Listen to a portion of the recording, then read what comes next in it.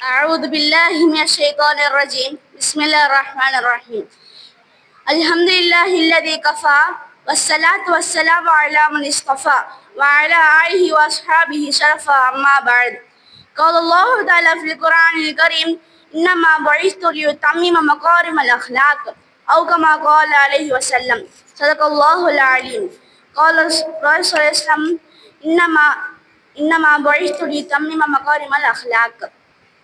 அஸ்ஸலாமு அலைக்கும் வரஹ்மத்துல்லாஹி வபரகாத்துஹு. நற்குணத்தின் தாயகம் நபிகள் நாயகம் ஸல்லல்லாஹு அலைஹி வஸல்லம் அன்னவர்கள் தான்.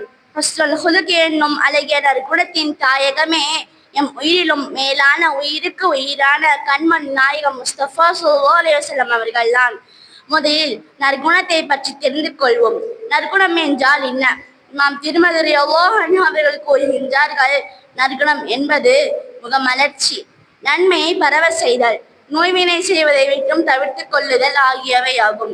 நற்குணத்திற்கு இஸ்லாத்தில் முக்கிய இடம் கொடுக்கப்பட்டிருக்கின்றன.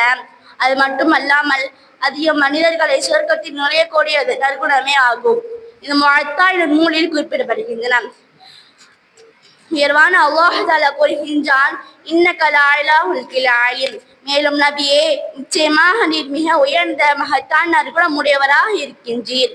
நபித்துவத்தினை பகிரங்கப்படுத்தும் முன்பும் சரி பின்பும் சரி அழகிய நற்குணங்கள் நிறைந்தவர்களாக இருந்ததோடு நமக்கு இறைவன் கூறியது போல முன்மாதிரியாகவும் விளங்குகின்றார்கள்.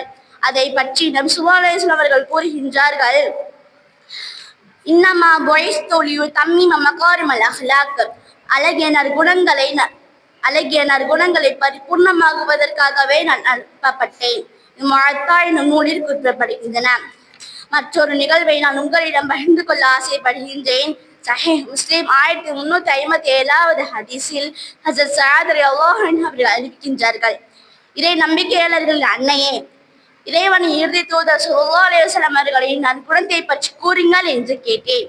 அதற்கு ஆயிஷா ரலியல்லாஹு அன்ஹா அவர்கள், நம் ஸல்லல்லாஹு அலைஹி வஸல்லம் அவர்களின் குணம் குர்ஆனாகவே இருக்கின்றன என்று கூறினார்கள். அதை செவியுற்ற நான் எழுந்து விடலாமா எனவும், இனிமேல் இறக்கும் வரை எவரிடமும் இது குறித்து கேட்க வேண்டியதில்லை எனவும் எண்ணினேன் என்றார்கள். ஏனென்றால் குர்ஆனிலேயே நாம் எப்படி இருக்க வேண்டும், எப்படியெல்லாம் இருக்கக்கூடாது என்பதெல்லாம் அறிக்கப்பட்டிருக்கின்றன. அல்லாஹ்வே நமக்கு கூறியிருக்கின்றான்.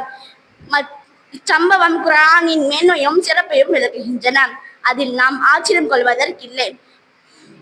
நபி ஸல்லல்லாஹு அலைஹி வஸல்லம் அவர்களின் வாழ்க்கை குணம் குர்ஆனாகவே இருக்கின்றன.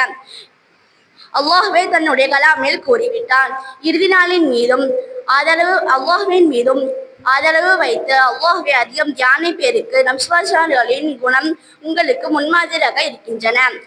நபி ஸல்லல்லாஹு அலைஹி வஸல்லம் அவர்களின் வாழ்க்கையை முழுமையாக பின்பற்ற வேண்டும் எனில் நபியின் வாழ்க்கை தான் குர்ஆன் தான் நபியின் குணம். எனவே நாம் அனைவரும் நபியை முழுமையாக பின்பற்றி ஈடேற்றம் அடைய எல்லாம் அல்லாஹ் தௌஃபீக் செய்வானாக. ஆமீன் ஆமீன் யா ரப்பில் ஆலமீன். வாஹிரு தஅவானா அல்ஹம்துலில்லாஹி ரப்பில் ஆலமீன். வஸ்ஸலாமு அலைக்கும் வரஹ்மத்துல்லாஹி வபரகாத்துஹு.